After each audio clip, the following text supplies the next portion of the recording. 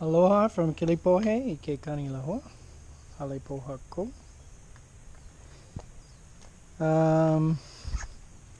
Worked on plumbing most of today.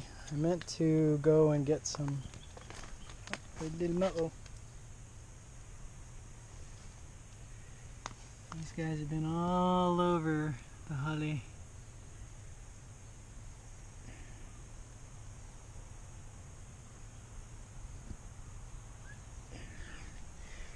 They're having a field day until Ziggy gets here. There's a big one crawling around up in the rafters. Like I said, mostly plumbing today. I meant to get rock for this area, but it was raining most of the morning, and I went into town and got some supplies and came back, and it didn't stop raining, and then finally in the afternoon when it stopped raining, it was almost closing time at the rock place. So anyway, this is a water heater. It's plumbed in. This is the supply for the water pump.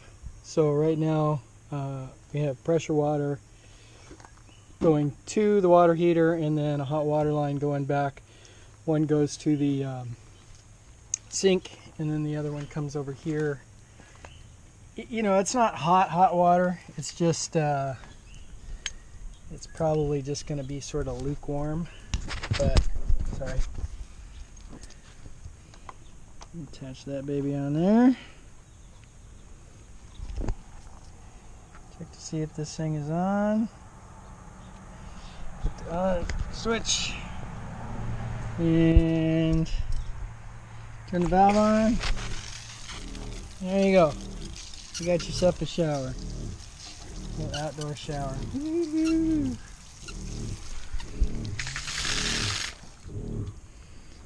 that fun? It's cold water now. So yeah, that's a little valve there, so you can shut it off when you're not using it, and then you just connect it. I'll probably leave the shower head out here, but until I get someplace to hang it, I'm not going to put it on there. So that's that. And then on the inside,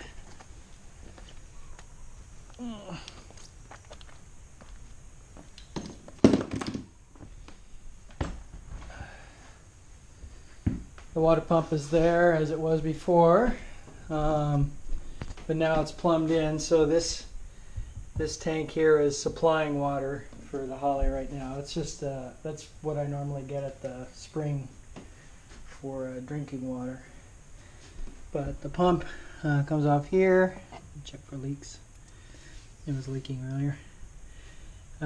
Input here. That's the one that comes in from outside. It's going to go to the water tanks when I finally get those installed. Supply, one goes down to the water heater. The other one comes over here to the sink. And then the water heater line comes back up here and goes to the hot water. So there's just a bucket in there right now. But that's the hot water. And then that's the cold water.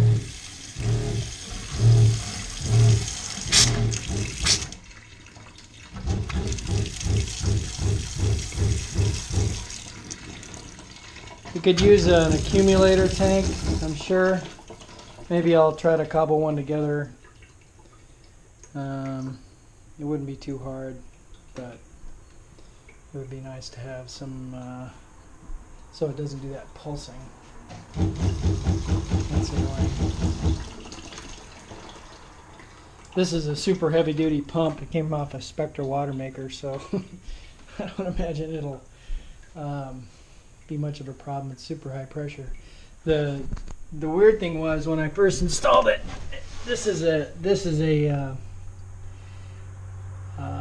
pressure switch, and when I used it on the Kia, I never used the pressure switch because we just use it for transferring water, pumping water back and forth. I saw it drip. So the pressure switch wasn't connected, and then so when I put it in here, of course the pressure switch wasn't connected, And water's spraying out everywhere, out of this connection, out of these connections, out of the pump body. I'm like, oh my God, what's the problem? It probably got up to about 200 psi before it started spraying out of the pump. But the bucket is dry now, except for what's left over from the Edgewood I didn't wipe off. Make sure your finger is dry. You give it a wipe, still dry. Give it a wipe, still dry. That side doesn't matter. That's the input. So I think it's pretty good. These quick disconnects are good because you know, I already used those to take it out to put the pressure switch on. But and then, you know, can clip it on and off of the battery there. I'm going to put an inline fuse on it to make it a little safer. And the only other thing, oh, I just saw a drip. The only other thing, yeah, it's dripping right there. Not quite enough tape.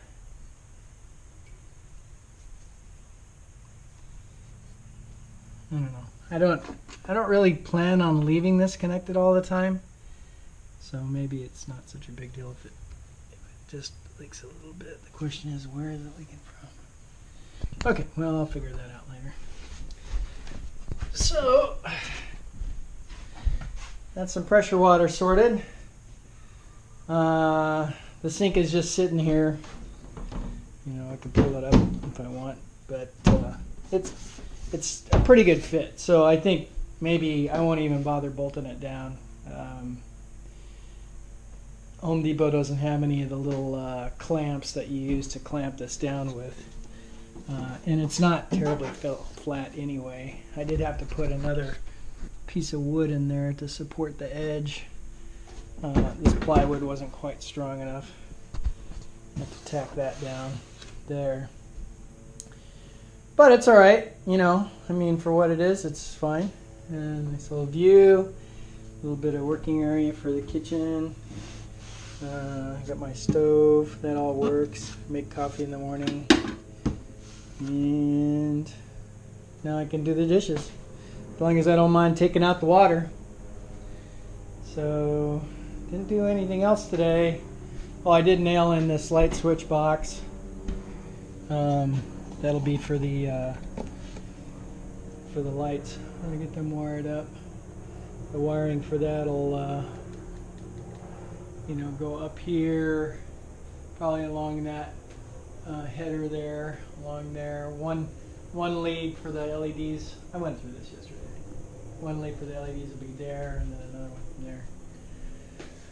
So should be all right. Trying to get out of Eric and Cheryl's place so that I'm not under their supervision, under their feet anymore. They've been super gracious hosts. I can't thank them enough for helping me out in this. But you know, I can certainly sleep in here. I inflated the thermarest and it's holding air. Yeah, it's plenty good. So until I get a bed, I can do that. I should have gone to the Restore today and checked into a mattress, but it would just be laying on the floor now, and it would be kind of in the way. So I think that's about it. Almost all my tools are here now. All these tools run to Kia. You got your hand tools, you got your electrical toolbox, you got your router, you got your sander, mechanics tools, bright work tools, bicycle tools, electrical work tools. That's not a new toolbox. I don't have anything in there yet. Sandpaper, Dremel tool, Makita, jigsaw, which I use to cut out the holes for the catio. So it's all here.